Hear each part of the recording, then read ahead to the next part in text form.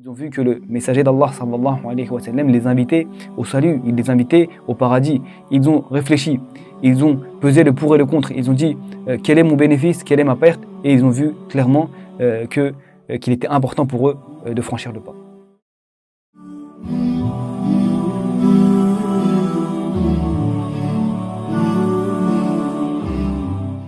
أعوذ بالله من الشيطان الرجيم بسم الله الرحمن الرحيم الحمد لله رب العالمين والصلاة والسلام على رسولنا محمد وعلى آله وصحبه أجمعين أما بعد. Mes frères et sœurs, nous poursuivons notre série sur la vie du messager d'Allah sallallahu alayhi wa sallam, et dernièrement nous avions parlé des premiers croyants, des premiers compagnons qui ont accepté le message de l'islam. Sur ce, nous allons voir les caractéristiques communes de ces compagnons-là, afin de se poser cette question-là. Lorsque nous allons inviter quelqu'un à l'islam, ou lorsque nous sommes dans une population et nous essayons d'inviter les gens à l'islam, à qui nous allons nous adresser en premier? Chez les premiers compagnons qui ont cru au message du prophète Mohammed sallallahu alayhi wa sallam, nous constatons qu'il y a une caractéristique commune qui est le fait que la plupart d'entre eux sont commerçants et ce sont des personnes qui voyagent beaucoup. Comme vous le savez, le fait de voyager rend une personne beaucoup plus mûre. Et le voyage a un impact significatif sur le développement intellectuel et la capacité de réflexion d'une personne. C'est pourquoi notre Seigneur Tabaraka wa Ta'ala nous enjoint plusieurs fois dans le Coran à voyager et à méditer.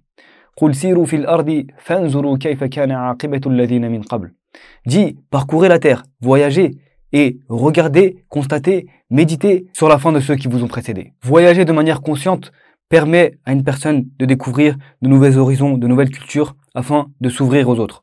Une personne qui reste dans son village, une personne qui ne sort pas, qui ne rencontre pas d'autres personnes, est souvent une personne qui est renfermée sur elle-même et elle a du mal à accepter une nouvelle idée, et une personne, une tierce personne aura du mal à la convaincre de changer certaines idées qu'il avait a priori. Car ce type de personnes-là ont en général une vision limitée du monde et ils pensent que le monde se résume à ce qu'ils connaissent. Bien sûr, il y a des exceptions à la règle, mais la plupart du temps, c'est de cette façon-là. Ceux qui ont voyagé dans différentes régions du monde et découvert différentes cultures, eh bien, ils ont un esprit beaucoup plus ouvert. Et donc, lorsqu'ils rencontrent une personne nouvelle ou une idée nouvelle, ils ne la rejettent pas directement et ils essayent de la comprendre. On le voit dans les voyages, les premières personnes qui ont cru au messager d'Allah sallallahu alayhi wa sallam. Ces personnes-là ont rencontré des gens du livre, des chrétiens, des juifs, des zoroastriens, des polythéistes, etc., etc. Et jamais ils n'ont rejeté d'un coup ce qu'ils ont entendu. Une personne a entendu quelqu'un dire « il y a à la Mecque quelqu'un qui va venir, qui va apporter un nouveau message ». Cette personne-là ne l'a pas rejeté. Il a pris cette information-là, il est retourné à la Mecque, il a recherché, il a fait des recherches sur cela, et à la fin, Allah subhanahu wa ta'ala, par cet effort, l'a permis de rencontrer l'islam. Donc on voit que ces gens-là ont une certaine flexibilité intellectuelle et ils ne sont pas renfermés sur eux-mêmes. Un autre point important chez les commerçants, c'est que lorsqu'ils sont face à une entreprise, lorsqu'ils sont face à un dilemme, eh bien, ils font un calcul, ils analysent la situation, ils font une recherche, ils disent quels pourraient être mes bénéfices, quelles pourraient être mes pertes à ce sujet-là, ils pèsent de pour et les contre et ils font un choix en fonction de cela. Donc, lorsque ces commerçants-là, lorsque ces personnes-là ont rencontré le message du prophète Mohammed sallallahu alayhi wa sallam, ils ont vu que le messager d'Allah sallallahu alayhi wa sallam les invitait au salut, il les invitait au paradis. Ils ont réfléchi, ils ont pesé le pour et le contre, ils ont dit quel est mon bénéfice, quelle est ma perte, et ils ont vu clairement qu'il était important pour eux de franchir le pas. Nous savons également que les commerçants sont de fins observateurs. Qu'est-ce que nous voulons dire par là?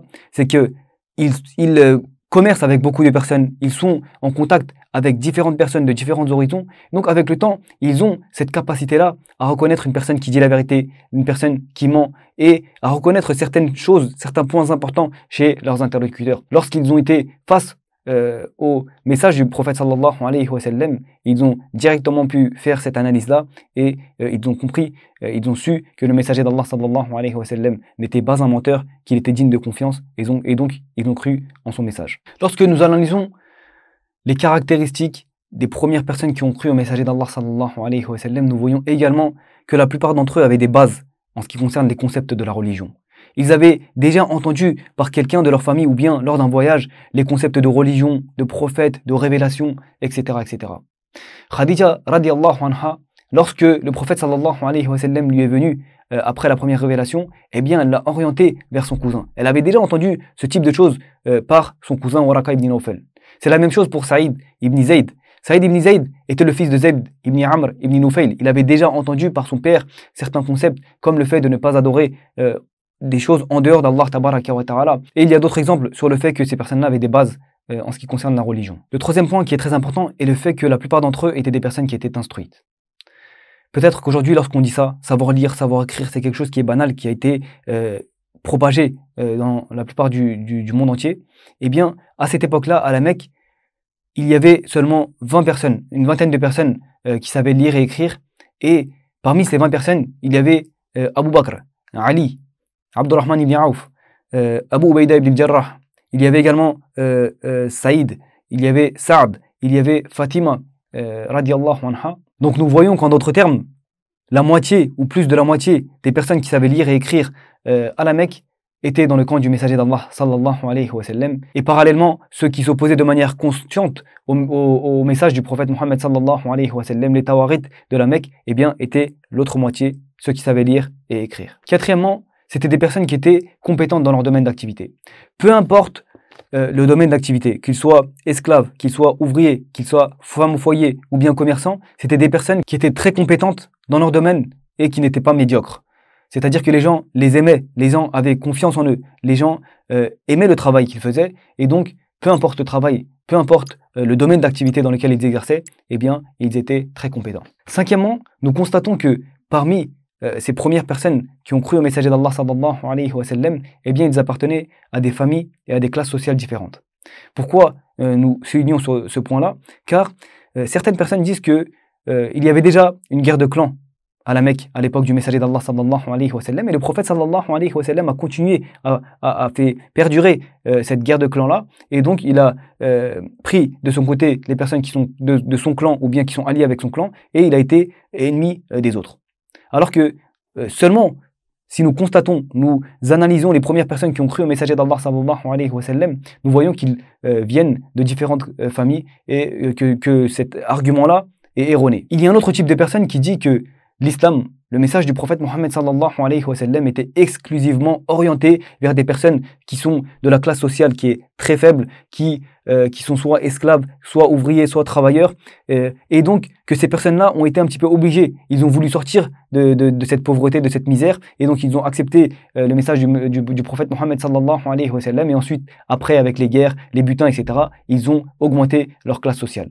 Bien sûr, ce sont des arguments venant des ennemis de l'islam, mais si nous analysons seulement les premières personnes qui ont cru au messager d'Allah sallallahu alayhi wa sallam, on voit que la plupart d'entre eux étaient des personnes issues de familles nobles, qu'ils étaient des notables, qu'ils étaient déjà riches avant la venue du messager d'Allah sallallahu alayhi wa sallam, et bien au contraire, qu'ils allaient avoir des problèmes financiers après la venue de l'islam. Donc on voit qu'également cet argument-là est erroné. Bien sûr que l'islam est contre l'injustice, bien sûr que l'islam protège les personnes qui sont opprimées, essaye de sortir les gens de l'esclavage, mais ce n'est pas le message n'est pas seulement orienté vers les personnes de ce type-là. Il y a les riches, il y a les pauvres, il y a les personnes qui sont instruites et celles qui le sont moins, etc., etc. Sixièmement, la plupart d'entre eux ont été attirés par l'éthique, la morale, le comportement du messager d'Allah sallallahu alayhi wa sallam. Comme vous le savez, la plupart d'entre eux connaissaient déjà le messager d'Allah sallallahu alayhi wa sallam et ils ont été attirés par son comportement, par son éthique. Beaucoup se sont convertis, beaucoup ont accepté ce message davantage par son éthique, par son comportement exemplaire que par ses paroles, que par son invitation à l'islam. Comme c'est le cas aujourd'hui, à l'époque également, les personnes étaient fatiguées des mensonges, les personnes étaient fatiguées des comportements qui ne sont pas exemplaires, et donc ils recherchaient une vérité, ils recherchaient une personne qui allait les sauver de cela. Et lorsqu'ils ont vu le messager d'Allah sallallahu alayhi wa sallam, ils ont dit c'est cette personne-là, c'est cette personne qui est digne de confiance, c'est cette personne qui est juste, qui va nous sauver de ce chaos. Donc ici, le point qui est très important, c'est le fait que le comportement exemplaire, l'attitude exemplaire, l'éthique, eh bien, elle précède l'invitation verbale dans la prédication. Septièmement, la plupart d'entre eux sont des personnes qui ont un esprit critique et qui sont curieuses. Certains parmi les premiers croyants ont eu foi, ont accepté le message du prophète Mohammed sallallahu alayhi wa sallam après avoir réfléchi sur leurs rêves ou bien sur des événements qu'ils avaient entendus. Leur sensibilité et leur esprit critique les a amenés à la foi. L'un d'entre eux a vu un rêve et il a demandé l'interprétation de ce rêve. L'autre a entendu quelque chose de sa famille ou bien lors d'un voyage et il n'a pas laissé cette affaire de côté. Il a recherché et ensuite il a rencontré le messager d'Allah sallallahu alayhi wa sallam. Huitièmement, ils étaient jeunes. Ils avaient entre 8 et 40 ans. Hormis Omar ibn al-Khattab radiyallahu anhu, tous ceux qui ont été promis au paradis, eh bien, faisaient partie de cette première génération. Et c'est cette première génération-là qui allait plus tard changer le monde, qui allait plus tard changer l'histoire de la péninsule arabe et du monde entier, et qui allait devenir des piliers de l'islam. Neuvièmement, nous constatons également qu'il y avait une forte participation de femmes. Parmi les premières personnes qui ont cru au messager d'Allah sallallahu alayhi wa sallam, il y avait Khadija radiyallahu anha, Fatima ibn al-Khattab radiyallahu anha, il y avait l'épouse de Bilal, l'épouse d'Abu Bakr, et il y avait également Soumaïa.